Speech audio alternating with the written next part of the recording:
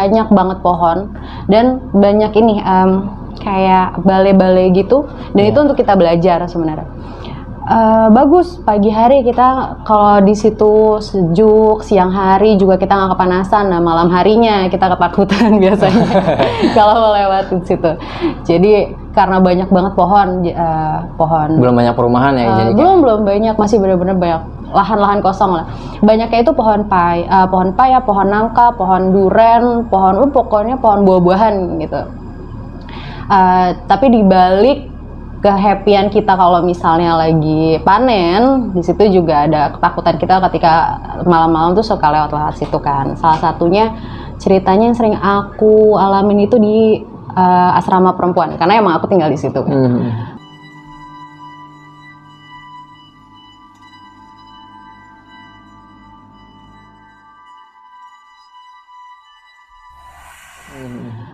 Jadi di asrama perempuan itu ini ada urban legendnya, kalau di asrama perempuan itu suka ada suara kuda ngelangkah kletek gitu. Iya, langkah kuda kletek gitu. Terus cuma denger dari anak-anak lama. Jadi ya aku juga anaknya skeptis dulu tuh, bener-bener nggak peduli deh sama yang kayak gitu, kayak apaan sih, paling cuma dengar suara apalah, halu lah gitu. Pas lagi adalah berapa bulan aku di situ, udah sebulan 2 bulan aku di situ baru ngedengar suaranya. Waktu itu malam-malam aku lagi baca novel. Sebenarnya nggak boleh bawa novel, cuma waktu itu aku lagi biasa kita bandelnya anak SMA kan. Aku lagi baca novel malam-malam, terus itu kita jam 10 malam itu udah harus tidur. Dan sedangkan aku baca novel sampai jam 12 malam belum tidur. Tiba-tiba ya ada suara ketak-ketak gitu, aku denger ya, kayak suara apa ya, awalnya dengar itu kayak sendal high heels, sepatu high heels lewat gitulah, ketok-ketok gitu. Lama-lama kok kayak ketok gitu ya, cepat. Gitu kayak lama-lama cepat, terus kok suaranya ada, terus nanti nggak ada, terus aku juga nggak tahu, dulu masih berani gitu kan, jadi ngeliat langsung buka jendela keluar, apaan sih, nggak ada apa-apa. Terus lama-lama baru ketika aku tuh mulai takutnya ketika ada suara kerincing, udah mulai ada kerincingnya juga. Iya, dan itu ketika aku coba simak dengerin bener-bener, ternyata suaranya tuh muterin asrama perempuan, makanya dia kan jauh deket ternyata ketek dia muterin lapangan sama perempuan.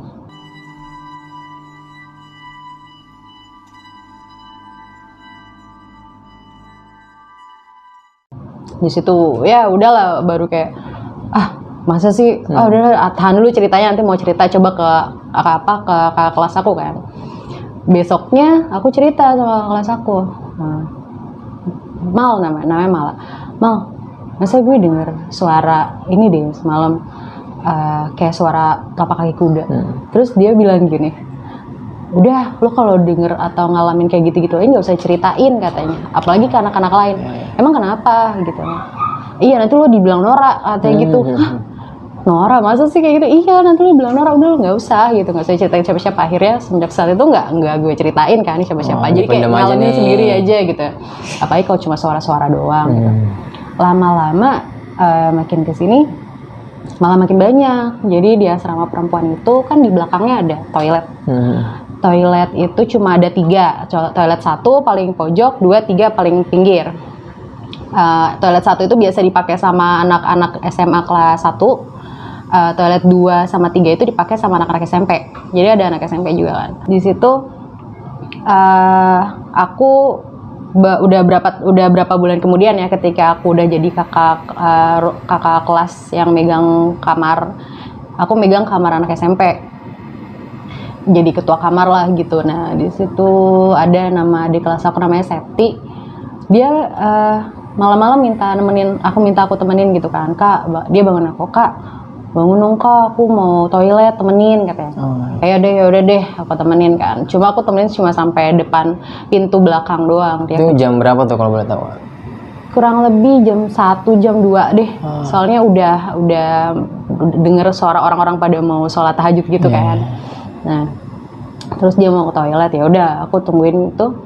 Lagi aku masih ngantuk gitu kan di pintu. Tiba-tiba denger dia teriak. Wah, dia teriak langsung lari ke aku kencang banget nangis kakak masuk kak, mereka kata kenapa sih enggak udah masuk dia masuk udah dia nggak mau cerita gitu kan. Terus dia bilang kakak jangan ke belakang, jangan ke kamar mandi kan. Kenapa udah tenangin dulu. Nah pas sudah tenang dia baru cerita. Jadi semalam itu pas dia lagi di toilet, jadi kan kamar mandi kita itu gotnya itu nyatu ya, dari kamar mandi 1 ke kan yang paling terakhir kamar mandi 3 ya, kamar mandi 3 kan yang terakhir. Otomatis kalau ada yang kayak lagi mandi atau apa dari kamar mandi 1 2 pasti ketahuan dong kamar mandi 3 lewat. Nah ini yang lewat itu darah, kayak orang lagi ganti pembalut gitu. Yang lewat di aliran air itu darah. Jadi tapi kan kita udah biasa dong, karena kan paling ada yang lagi ganti pembalut.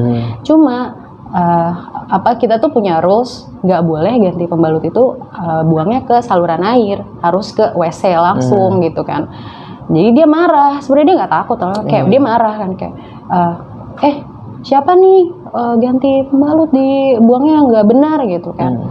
Dia langsung nyamperin dia ketok-ketok kamar mandi 2, dibuka nggak ada orang. 1 ketok-ketok, buka nggak ada orang, darahnya tapi masih ngucur. Aduh itu.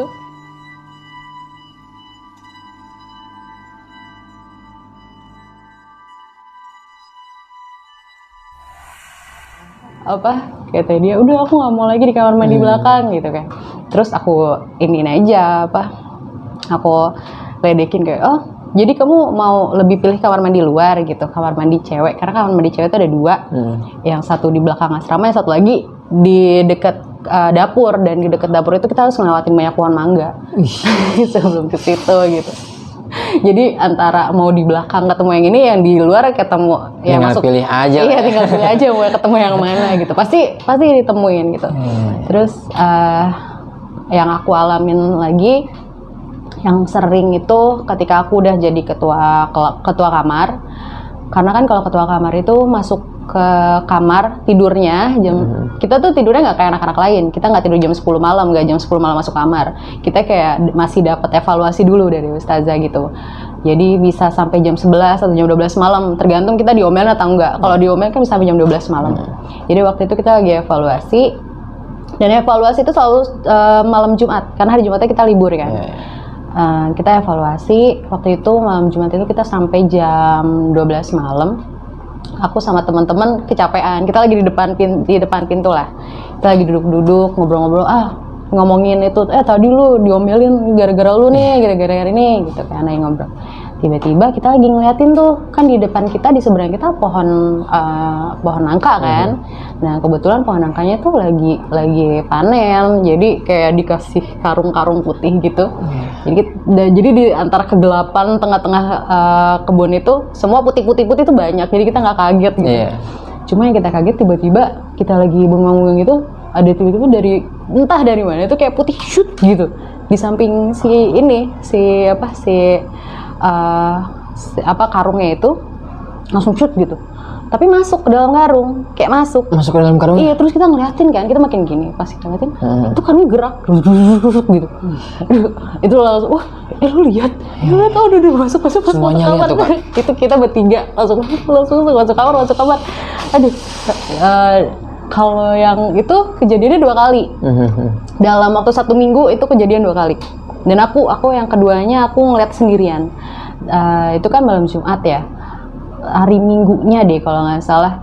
Jadi kan kalau hari Minggu ada acara kayak ini deh, anak-anak pramuka tuh, anak-anak pasukan khususnya pada latihan lah ya gitu, pada latihan di lapangan seberang gitu. Nah aku juga abis dari kamar ustazah, jadi baru balik tuh jam 10. Belum sepi, masih rame kan, cuma udah pada dalam kamar semua. Tiba-tiba aku masuk mau balik, mau buka pintu, ada suara debuk gitu, kenceng banget. Wah apa tuh? Wah nangka tuh udah jatuh gitu kan. Tapi emang bener si karungnya itu jatuh gitu kan, duk gitu. Langsung nengok, dia gelinding, tiba-tiba kok diliatin gelindingnya yang tadinya bulat lama-lama tuh manjang gitu, terus kayak kotor gitu kan. Untung nggak ngeliat mukanya sih, tapi tetap aja ngeliat badannya aja tuh udah, kok dia tiba-tiba berubah jadi pocong gitu. Wah, kalau kabur. Terus langsung mikir apa yang kemarin yang gerak-gerak itu sama yang aku lihat sekarang gitu ya. kan. Wah itu kalau diingat kayak apa ya, kayak kok dulu gue nggak banyak jerit ya. Iya.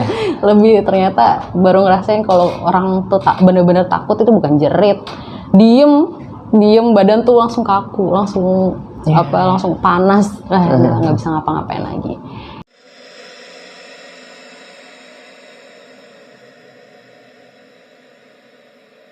Dan dikasih tahu juga sama ustazah kalau asrama perempuan tuh lebih banyak jin laki-lakinya. Banyak karena mereka kan suka perempuan, suka ngeliat perempuan, suka ngintipin, suka apalah, makanya kita harus banyak baca doa, harus banyak ini biar kita nggak diganggu juga kan. Ya mungkin aku beberapa kali kejadian itu kan pasti malam ya, malam itu kan sama dengan kita udah capek badannya gitu. Mungkin mereka berani nampakinnya ketika kita lagi lelah gitu kan. Kalau misalnya kita lagi aktivitas biasa kan nggak ada. Nah, terus dari situ beranjaklah ke cerita yang ada di kamar mandi perempuan tapi yang ada di luar. Itu sama seremnya sih.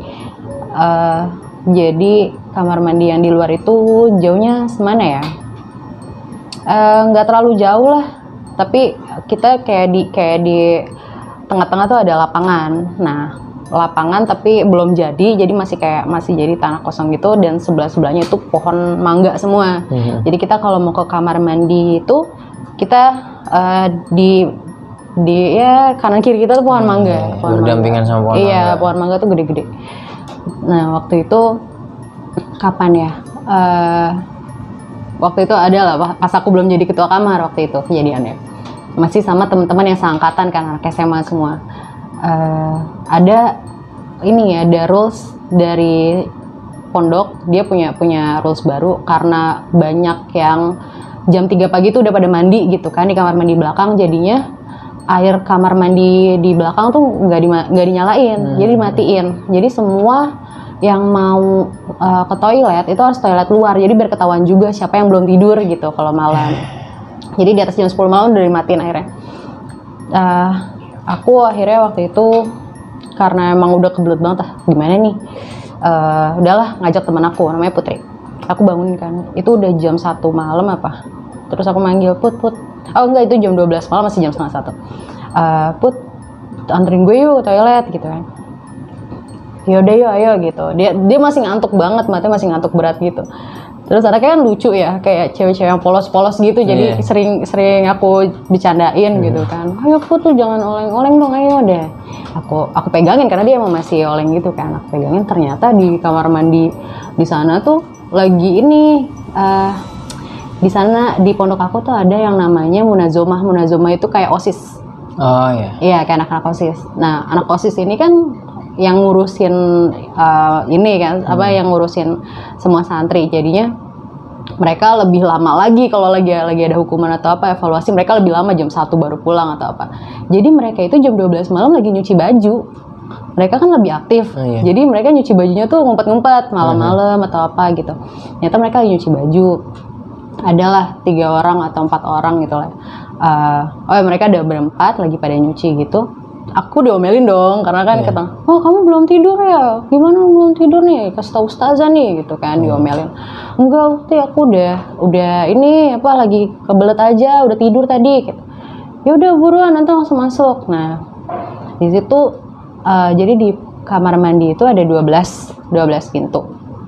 Kamar mandi yang paling pojok yang kita sering bilang itu kamar mandi 12 itu sebenarnya ada rulesnya lagi. Kalau di atas jam 10 malam lah gitu ya, jangan ke situ.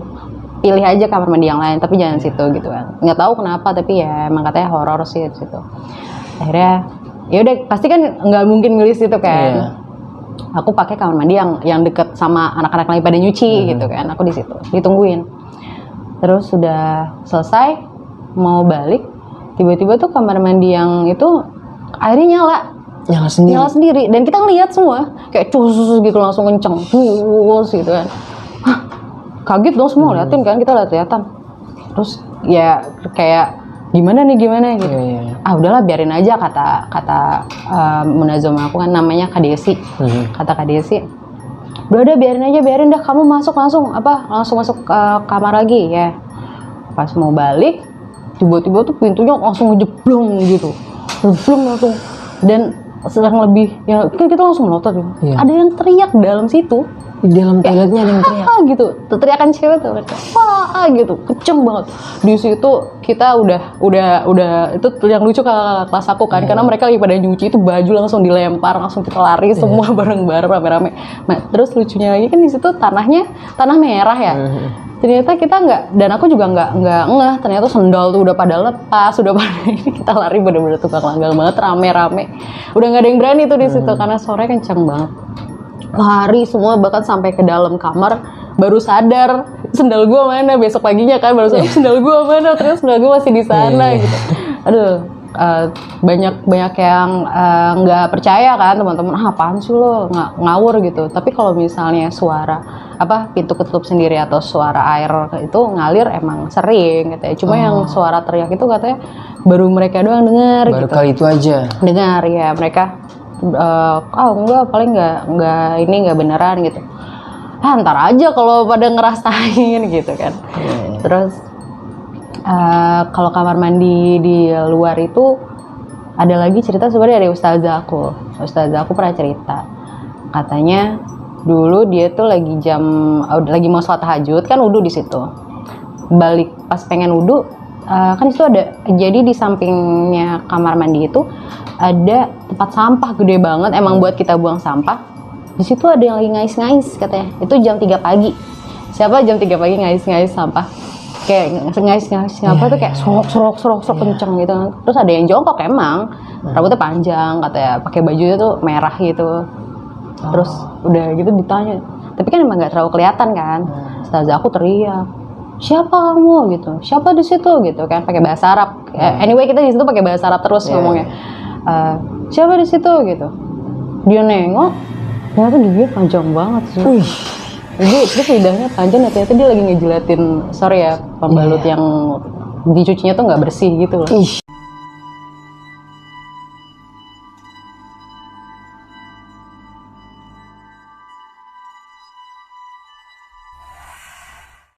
Itu dan ustazah aku tuh berapa kali dia ceritain itu karena untuk ngeperingatin kita juga kan, lo kalian tuh perempuan, kalian tuh harus bersih kan, hati-hati. Kejadian kayak gini. Dan ternyata kalau kejadian pembalut itu bukan ustazah aku doang yang ngalamin, ternyata di kelas aku lagi-lagi si Septi ini dia dia kan emang anaknya anak SMP gitulah, lagi puber, lagi bandel-bandelnya. Dia kan waktu itu lagi kita lagi ada acara gede gitulah, acara event pondok. Jadi kita lagi pada latihan, nggak ada yang di dalam kamar, semua di luar kamar latihan. Jadi kamar tuh dikunci dan dibikin peraturan, kita kalau mau ke kamar, mau ke toilet di dalam kamar nggak apa-apa, tapi dikasih waktu gitu kan. Dan kakak OSIS kita kan galak-galak ya. Jadi si Septi ini nanya, "Kak, aku mau ganti gitu kan, mau ganti pembalut. Izin ya masuk kamar." "Ya udah boleh, tapi sebentar aja ya, 3 menit digituin ya. 3 menit nih, udah ini nih ya." Iya kak gitu. Dia minta izinnya sama kakak kelas yang emang terkenal galak banget. Terus dia masuk, dan aku ngeliat dia. Dia masuk. Terus nggak sampai 2 menit lah ya, dia tuh udah keluar lagi. Maksudnya itu cepet banget buat orang ganti gitu kan. Karena aku, kok cepet banget nih anak gitu. Ya udahlah, paling udah selesai gitu kan atau apa. Terus sorenya udah selesai kita latihan, sore itu kan kita baru masuk kamar lagi jam 4 buat bebersih semua, bebenah. Jam 4:30 bebersih, bebenah buat sholat maghrib kan, siap-siap. Tiba-tiba tuh dari belakang teriak kenceng banget, terus nangis kayak orang kesambet lah, baru bilang gitu ya. Nangis sambil megang plastik hitam gitu kan. Kak, kenapa Septi, kenapa? Dia nggak mau cerita, nggak mau apa. Terus pingsan, akhirnya dibawa ke kamar ustazah. Aku ikut doang karena aku kan ketua kamarnya. Udah di situ, dianya udah tenang, dia baru cerita, katanya dia itu pas lagi ganti dia nggak sempat ganti. Ganti pembalutnya. Jadi iya nggak sempat ganti. Jadi sama dia tuh nggak sempat dicuci. Sama dia cuma diikat, ditaruh di plastik hitam, dibuang ke tempat sampah di luar pondok. Dan itu tempat sampah umum buat orang-orang sana kan. Jadi kan banyak situ. Oh enggak, dia tuh ngelemparnya bukan situ. Dia ngelemparnya itu ke kebun. Jadi ada tempat sampahnya dari situ, cuma nggak nyampe ke tempat sampah, dia malah ke kebun. Jatuhnya ke kebun kosong gitu kan. Terus itu kan siang, jam 12 siang lah. Sorenya pas lagi kita udah selesai kan pada masuk semua, tiba-tiba dari jendela kamar itu plastiknya ada yang lempar, kena kepala dia langsung. Terus, jadi plastiknya dikembaliin lagi. Pas ini kan dia terus ngeliat kayak gue pernah lihat gitu kan. Terus temannya itu si Vika bilang, ini apa? Apaan tuh plastik di luar? Gak tau tapi kayak gue pernah lihat, kata dia. Pas lagi dibuka, benar pembalutnya, tapi udah nggak ada darahnya. Udah bersih gitu. Udah bersih. Di situ dia langsung ya dia bilang gini kan, udah gue nggak lagi lagi. Ini kan udah kayak mohon minta maaf gitu. Makanya terus diomelin lagi lah, gara-gara itu banyak sebenarnya kasus-kasus kayak gitu yang anak-anak pada suka iniin kan. Tapi mereka langsung kena, biasanya kita langsung kena batunya sih. Kayak aku waktu itu pernah malam-malam itu sosok siul gitu kan. Gitu sambil nyanyi-nyanyi. Tiba-tiba ada yang ngikutin tapi dari kamar mandi belakang. Disautin siulannya. Kayak gitu lagi.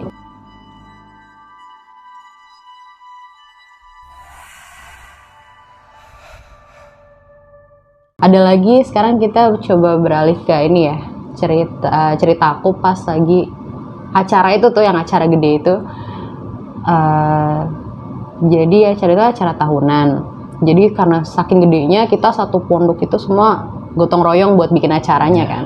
Karena waktu itu karena aku jagonya di bidang seni, aku disuruh bantuin bikin background mural. Dan background mural itu karena gede, tripleknya gede banget. Kita bikin gambarnya di aula asrama laki-laki, di aulanya itu. Cerita-ceritalah kita tentang aula itu kan. Katanya, di aula tuh sering kedengaran suara gamelan loh kalau jam-jam segini gitu kan. Gamelan Jawa. Gamelan kayak teng teng teng gitu kan. Suara-suara gamelan. Anyway di samping aula itu, ini aula di sebelah kanannya itu ada kayak kolam ikan. Kolam ikannya di tengah-tengahnya ada pohon nangka 2 dan itu tinggi banget, bener tinggi banget. Sebelah kirinya itu baru asrama laki-laki dan depannya udah lapangan. Dan depan sebelah sini kan masjid ya. Terus di aula itu katanya ya udah kalau misalnya udah di atas jam 10 malam jangan belagu gitulah, jangan teriak-teriak atau apa gitu. Udah seperlunya aja di situ katanya. Dan beberapa minggu kita gambar sih nggak ada masalah. Akunya juga kan aku dapat privilege lah ya, bisa ke bagian tempat cowok-cowok karena itu kan ke tempat aula itu. Jadi di situ ceweknya cuma ada 4 orang yang gambar, sedangkan cowoknya kan hampir semuanya ikutan. Terus mulai ngerasainnya ketika kita lagi ada meeting. Gambar itu udah mau selesai lah, 80% baru mau selesai. Tiba-tiba kita disuruh meeting. Ayo sini yuk meeting dulu. Itu udah jam 12 malam kan. Meeting dulu yuk, kita habis ini mau selesai nih. Oke, kita meeting. Kita bikin aula itu bener-bener gede banget. Kita meeting tuh di belakang gawang. Gawang kan lumayan gede ya. Kita di belakang gawang gitu, kita tutupin pakai terpal kan biar nggak ketahuan ustadz kalau masih ada anak-anak di situ kan. Terus kita meeting, cewek-cewek sebelah sini semua, cowok-cowok sebelah sini semua, aku tengah-tengah. Terus kita lagi pada baru ngomong assalamualaikum, baru pembukaan, tiba-tiba lampu di pondok itu mati semuanya. Bukan satu sebagian, semua hampir satu kampung kanan kirinya juga mati gitu kan lampunya. Terus itu bener-bener gelap banget. Tapi kejadian ini aku ngerasainnya sepersekian detik ya, nggak sampai menit malah. Jadi pas lagi mati, aku tuh ngedenger ini kan, temen aku langsung pada heboh dong. hei langsung pada pegangan tangan lah yang cewek-cewek, yang cowok-cowok langsung heboh. Aku tuh diem, nggak bisa ngapa-ngapain. Aku orangnya kalau ada apa-apa tuh pasti diem dulu kan, mencerna suasana. Tiba-tiba ngedenger suara ada kucing berantem kayak weng gitu. Tapi setelah suara kucing weng gitu, ada suara kuda kayak ngeringkik. Pernah dengar gini nggak? Kuda kalau berantem suara kan pasti dia ngeringkik ya. Nah, dia kayak berantem, mungkin aku imajinasinya dia berantem sama kucing itu kali ya. Dia ngeringkik, langsung kayak gitu kan, kalau kuda kan. Tapi kalau denger lagi kayak suara cewek teriak, kayak ketawa, kayak iya gitu. Tapi kayak suara kuda, kayak suara cewek juga. Dan langsung suara kletek gitu, kedengeran lagi kletek. Terus lama-lama ngejauh. Tapi aku ngedengernya dia tuh kayak terbang gitu ke atas pohon nangka yang ada di samping kita. Di situ. Sambil terbang gitu. Berasa banget aku berasa. Terus aku diem kan, makin gak bisa ngapa-ngapain tuh denger suara itu. Karena suaranya kayak ngegemas seisi ruangan itu. Terus aku diem aja tiba-tiba dari sebelah kiri aku kan cewek-cewek semua. Sebelah kiri aku ada yang megang tangan aku gitu kan. Oh enggak, sebelah kanan aku ada yang megang tangan aku. Tangannya dingin sebenarnya aku ngerasain. Dia bilang, udah nggak apa-apa katanya, udah nggak apa-apa, istighfar katanya. Udah. Akhirnya aku diam lagi. Itu masih lampu masih mati. Ya, aku istighfar aja, diam, istighfar. Tiba-tiba udah lampu nyala. Pas lampu nyala, aku baru sadar aku tuh di situ ternyata tinggal sendirian. Cowok-cowok udah pada ke pojok, cewek-cewek udah pada ke pojok. Aku sendirian. Terus langsung mikir, terus tadi siapa yang megang gue? Itu pada pojok kan, terus siapa yang megang gue gitu.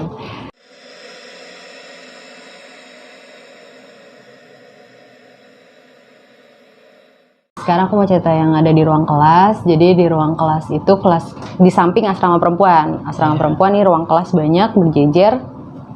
Di situ aku pernah kan semua anak pondok pasti kayak pernah ngerasa, aduh gue stres nih gitu kan, ditagihin hafalanmu atau apa. Nah gue waktu itu pengen sosokan kabur, ceritanya drama banget.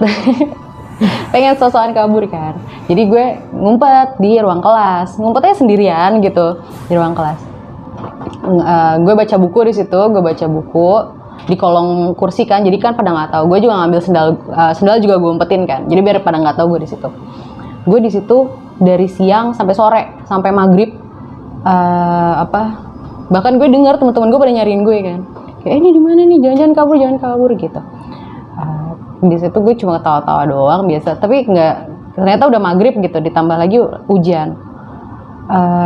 Kan kursi itu dinaikin kan, kalau misalnya lagi nggak kelas dinaikin. Jadi gue di bawah kolong-kolong itu, gue ngeliat tuh ada kayak sekelibat, kayak ada yang tiduran. Tapi gue nggak mikir itu apa-apa ya, kayak kan kita kalau ada yang ngeliatin berasa ya. Gue ngeliatin lagi situ, nggak ada, ngeliatin lagi nggak ada, tapi kayak ada siluetnya. Iya, ada yang merhatiin dari situ kan, ada siluetnya gitu. Terus udahlah, gue baca di situ, nyium tiba-tiba tuh wangi pandan, kayak wangi pandan gitu. Aduh, kayak udah disuruh cabut nih gitu. Barulah abis maghrib itu baru mikirin, kayak udah disuruh cabut nih. Akhirnya cabut lah. Ditanyain kan sama teman-teman, kemana lu, kirain kabur ini? Enggak apa-apa, masih santai, masih belum ada berasa apa-apa. Sampai suatu ketika kita itu lagi ngadain pondok itu lagi ngadain perkemahan Kamis sama Jumat, karena kita Jumatnya libur. Otomatis kita kayak malam jurit malamnya itu kan otomatis malam Jumat ya. Sebenarnya malam Jumat nggak sakral banget, nggak serem-serem banget sih gitu. Cuma nggak tahu kenapa kayak setiap malam Jumat kayak lebih sakral aja. Kita itu waktu itu disuruh ada tes ketangkasan, tes bla bla bla bla. Terus yang terakhir itu tes keberanian. Tes keberanian itu ada di ruang kelas, salah satu di ruang kelas. Di dalam situ nanti di situ tuh udah disiapin kakak kelas pakai pakai diikat pakai jadi pocong gitu. Oh iya, buat nakut-nakutin santri-santri yang lain. Iya, dan di situ kita disuruh katanya meluk dia, sedangkan ruangan kelasnya dibikin gelap, semua jendela ditutup dan ditambahin kayak wangi-wangi menyan gitu kan. Jadi biar kita takut, biar kita nggak berani masuk gitu. Apalagi disuruh meluk kan, kita pasti nggak berani. Tapi untungnya waktu itu gue berani ya dengan nggak tahu deh, udah lupa ceritanya waktu itu gimana, pokoknya kayak meluknya bentar doang. Terus akhirnya dapat tanda tangan, udah dapat stem, udah cabut langsung. Biasa lah ya anak-anak SMA kan, kita kalau misalnya habis ada apa-apa pasti cerita kan besoknya, kayak di dalam, apalagi cewek-cewek gitu di dalam tenda, lu gimana tadi gitu.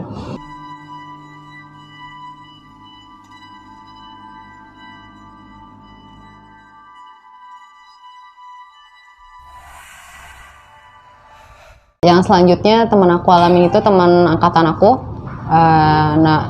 sebutnya si F ya. Dia itu lagi jadi lagi dapat tugas buat jadi jadi muazin buat sholat subuh kan, buat azan subuh.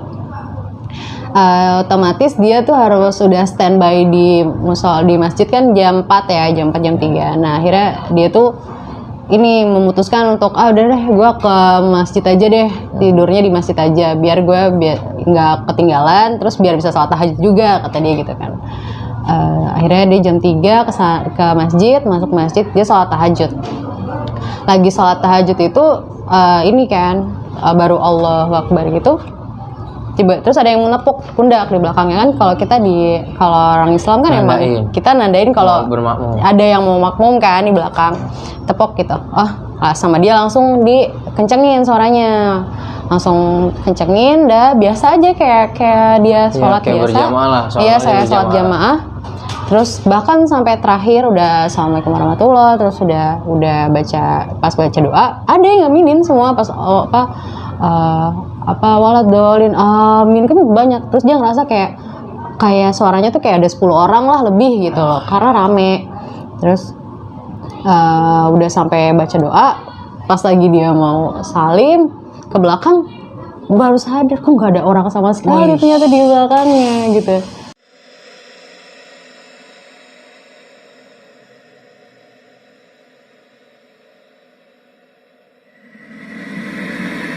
Kosong semua, itu udah kosong. Jamaahnya gaib semua nih. Gaib semua, nggak tahu, tapi suaranya pas amin itu banyak katanya. Wah dia deg-degan juga kan. Kata dia, wah udah itu kata dia, gue langsung cabut aja tuh kata dia, karena nggak berani kan. Dia akhirnya memilih untuk nungguin waktu subuh itu di luar masjid, di altarnya. Ternyata pilihan dia itu lebih parah kalau dia di luar daripada di dalam. Jadi di luar itu pas dia baru keluar, dia lagi rebahan gitu, tiba-tiba dia dengar suara bebek. Suara bebek kayak kuek gitu. Kuek gitu. Padahal di sekitaran pesantren nggak ada yang bebek. Ya mungkin ada, kita nggak tahu. Tapi itu jam 3 pagi. Iya. Itu jam 3 pagi. Bebek mana yang keluar jam 3 pagi gitu kan? Kuek. Lama-lama tadi suara kuek, lama-lama jadi kuek gitu. Ternyata suara di atas pohon melinjo. Ada cewek lagi ketawain dia, tapi suara kayak bebek. Dan dia bilang emang mulutnya juga kayak bebek, makanya dia ketawain kayak gitu ya. Akhirnya udah dia balik lagi ke asrama, dia nungguin diri di asrama aja. Gak jadi di situ. Itu kan. Dia kebetulan waktu itu dia cerita ada ustadz kita, terus kita nanya lah, Ustadz gimana tuh kalau kayak gitu, masa di dalam masjid ada setan gitu kan. Sama ustadz kita dijelasin, sebenarnya si F ini salah, dia harusnya nungguin di dalam aja, karena di dalam itu yang ikut dia soalnya itu jin muslim semua katanya. Gitu, itu jin muslim, sedangkan yang di luar itu jin kafir. Kenapa? Karena mereka itu nggak mau ganggu yang di dalam, bahkan mereka ikut sholat, ikut menyembah, ikut nggak untuk ngeganggu taat gitu ya. Taat, mereka tuh taat. Cuma emang karena kamunya udah takut, karena udah jadi sugestinya tuh kayak setan nih gitu. Padahal mah enggak, cuma emang ya namanya kita bersebelahan sama dunia mereka gitu kan. Dan di situ kita akhirnya ya nggak terlalu walaupun banyak kejadian, kita lebih banyak nggak takutnya karena kita udah mulai berani, karena kita ngerasa ya semakin kita takut mereka bakalan semakin berani. Betul. Semakin kita berani mereka makin takut gitu. Berapa kali juga aku sebenarnya pernah ini di kamar mandi, yang di kamar mandi perempuan itu aku lagi dapet kebetulan waktu itu maghrib aku dapat kamar mandi 11 karena 11 sama kamar mandi 12 dong. Lagi dapat di situ karena lagi rame ya, aku lagi di situ lagi mandi, tiba-tiba di samping tuh ada yang bilang gini, minjem sabun dong gitu. Kayak tapi kita udah biasa kan yang minjem sabun gitu, minjem sabun dong gitu, suara cewek, cuma suaranya emang pelan sih, minjem sabun dong, gak ada lagi dipakai, aku gituin kan, tinggal dikit, aku gituin. Lagi ngapain sih minjem sabun gitu kan, udah kebetulan waktu itu aku emang lagi nggak sholat. Dan aku baru sadar, oh iya kan jam segini orang-orang tuh lagi pada sholat, yang ceweknya lagi pada sholat. Tapi paling ada yang lagi nggak sholat juga kan, lagi mandi. Aku keluar, ternyata itu udah pada kosong, nggak ada orang sama sekali, aku doang sendirian kamar mandi. Tapi ada terdengar suaranya jelas nih kak? Jelas, tapi emang suaranya pelan sih, nggak kayak kita biasanya kita cewek-cewek suaranya agak cempreng agak apa. Ini suaranya pelan kayak minjem sabun dong gitu. Tapi jelas di telinga tuh jelas banget. Itu udah biasa, ya udah karena kita dibilangnya ayo dong semakin kamu berani semakin mereka takut, ya udah so berani aja kita jalan. Padahal dalam hati juga ketar-ketir apa gitu. Oh ya, aku baru inget yang aku pernah alamin juga pas di kamar mandi cewek. Ini kamar mandi cewek sering banget karena emang kamar mandi tempat mereka senang banget ke kamar mandi kan. Jadi di pohon mangganya itu ini ya jadi waktu aku lagi nganterin adik-adik kelas aku pada minta ke toilet kan jam 12 malam.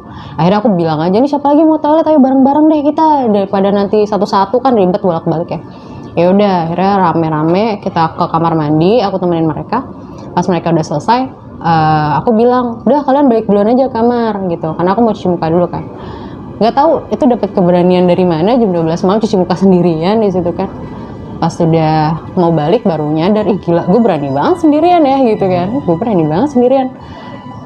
Tiba-tiba ada ini aku ngerasa kayak ada angin gitu, kayak angin, tapi anginnya tuh kayak ngarahin, kayak nyuruh gue nengok gitu. Terus karena angin gitu, terus langsung nengok ke samping, itu kok di pohon mangganya gitu kan, di atas pohon mangga. Aku ngeliatnya tuh kirain jemuran baju kita kan, gamis semua otomatis panjang. Ternyata pas dilihat lagi, kok ada palanya, dia lagi madep sana ya. Tiba-tiba dari lagi ngeliatin gini, dia lagi madep sana, ngeliat dia tiba-tiba nengok ngeliat ke aku. Itu nona Belanda gitu. Nggak tahu deh, tapi aku ngeliatnya kayak nona Belanda gitu kan, karena dia putih, hidungnya mancung, cantik sebenarnya, cantik banget. Dia nengok, makanya pas lagi udah nengok itu kayak hilang ingatan, tiba-tiba ada jalan aja dia langsung. Terus mikir itu apa, kok gitu kok baru sekarang ngeliat yang kayak nona Belanda kan, baru sekarang masanya gitu kan. Cerita yang aku alamin nggak banyak sih sebenarnya di sana, cuma segitu doang. Palingan beberapa, banyaknya itu kayak dengar suara kayak diketok-ketok gitu. Diketok-ketok itu sering banget, tapi karena saking seringnya jadi nggak bisa diceritain. Karena saking seringnya, bahkan dalam waktu aku 1 tahun itu kan cuma aku nggak sampai setahun, kurang dari 1 tahun aku di sana, tapi ngalamin udah banyak banget. Gimana kalau aku di situ sampai kelas 3 SMA kan, sampai aku lulus itu berapa banyak yang aku lebih banyak lagi pastinya. Lebih banyak lagi ceritanya. Nah, untungnya sebelum aku keluar dari pondok itu aku sempat dengar cerita dari kakak kelas aku yang cowok, namanya Kak Zikri. Jadi pas waktu aku lupa cerita, jadi pas waktu kejadian di aula itu yang aku dengar suara ini, Kak Zikri itu ngeliatin aku. Dia kayak ngeliatin aku, kayak sadar gitu, aku kok mukanya pucat sendiri gitu kan. Besoknya itu di dapur pondok, aku kebetulan ketemu sama dia. Terus dia kayak nanya, lo kemarin kenapa gitu, lo denger apa tadi gitu. Terus gue kan bingung kan, lu tau dari mana gue denger sesuatu gitu. Ya emang soalnya muka lu doang kayak orang sambet, kata dia gitu kan. Dan lu doang sendirian di tengah situ. Kenapa lu denger apa? Denger suara kuda ya, dia gitu. Lah kok lu tahu gue denger suara kuda? Iya soalnya gue denger juga, tapi gue udah biasa karena kan dia emang situ kan. Udah biasa, gue itu bukan kuda itu yang punya itu bukan kuda, tapi itu suara yang punya pohon nangka di sampingnya. Katanya, oh bener ya kak, emang lu bisa lihat kayak gitu? Iya, gue udah biasa malah dilatin katanya gitu. Terus dia cerita katanya, ya lu mau tahu nggak, di pondok ini gue pernah ini disamperin sama dia nyebutnya kayak permaisuri atau apalah yang ada di pondok yang ada di situ lah. Duh gimana tuh ceritanya, kita tuh kita dengerin kan, karena ada beberapa teman aku juga situ, kita dengerin. Jadi katanya tuh dia pernah lagi keliling pondok lagi. Di situ kan kalau cowok-cowok jadi satpam gitu kan, dapat tugas jadi satpam itu keliling pondok malam-malam. Dia capek jam 12 apa jam 1 malam itu dia tidur di aula. Dia ngerasa kayak dia tuh kayak raga sukma gitu, kayak keluar dari badannya gitu. Karena tapi dia keluar tuh ada yang bangunin cewek cantik, katanya pakai baju pakai kebaya gitu, pokoknya cantik banget. Dia semua pakai baju serba putih gitu kan, dibangunin, terus diajak jalan-jalan dianya, tapi terbang, diajak keliling pondok. Tapi yang dia lihat itu bukan pondok, yang dia lihat itu kayak kayak tempat kan kalau istana itu kan kayak ada bagian-bagiannya ya, ada bagian yang tempat buat naruh kuda, ada tempat buat entertainmentnya, ada tempat kayak gerbangnya mereka, ada apa-apa gitu. Di situ diceritain ternyata nih asrama cewek kenapa sih sering ada suara kuda kotak-kotak itu. Iya, bukan historinya, tapi apa yang ada di tempat itu ya, di bagian gaibnya gitu loh, di tempat gaibnya ternyata itu adalah istana, kayak tempat istana gitu. Tapi di tempat nyatanya ya kita ini kan di pondok pesantren. Di situ tempat asrama perempuan ternyata tempat lapangan kuda sama naruh kuda gitu. Dia diajak terbang lagi di tempat di ruang kelas itu. Sebenarnya cuma kayak tempat kuda tadi cuma ini ternyata ada siang pocong, itu emang ada siang pocongnya ini, dan si pocongnya ini ternyata dia tuh punya kayak merasa memiliki menjaga si kuda-kuda ini. Dia gitu, si pocong itu menjaga kuda-kuda itu. Terus di bagian mana kayak pokoknya aku lupa sih bagian-bagiannya karena waktu itu jelasinnya udah lama. Yang aku ingat banget tuh emang di aula ternyata tempat entertainmentnya mereka. Tahu ini nggak sih, kayak tempat wayang kulit, pagelaran wayang. Jadi situ ada singgasana, tempat buat duduk raja sama ratu gitu. Terus ada tempat ada gamelan, ada apa semua ada situ gitu loh. Dan emang bagus, semua terbuat dari emas dia ngeliatnya. Terus tempat asrama cowok ternyata tempat ini.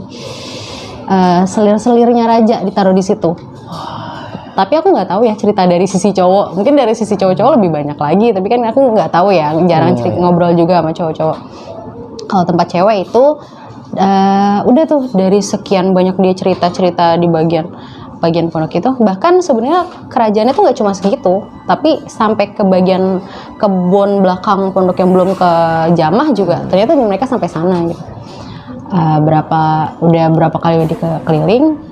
Ini si cewek ini katanya ngajakin kakak kelas aku ini ngajakin ke gerbang depan pondok kan. Di situ ada satu kelas gitu yang ngadep ke luar pondok. Kan harusnya di situ cuma ada 2 pintu ya kelasnya. Tiba-tiba di situ ada 3 pintu, ada 1 pintu lagi di tengah-tengah yang ini kan nggak kelihatan gitu. Dia aja ke situ, terus ditanya sama si cewek ini, kamu mau nggak nikah sama aku?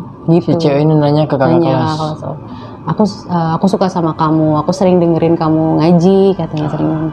Aku suka sama suara kamu mau nggak ikut aku mau nggak nikah sama aku gitu kan? Kalau mau nikah, ayo kita masuk ke sini.